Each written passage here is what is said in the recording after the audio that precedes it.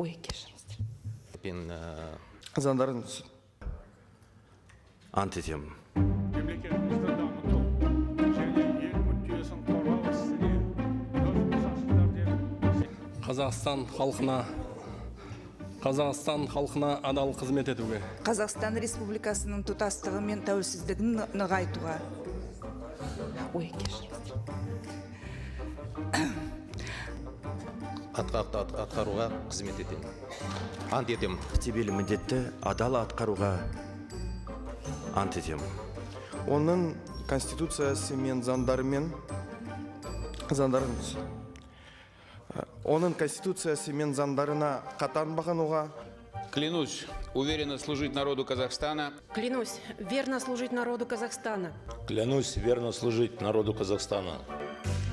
құрметті парламент депутаттары, қадірлі қауым, баршаңызды жаңадан сайланған парламенттің алғашқы сессиясының ашылуымен құттықтаймын.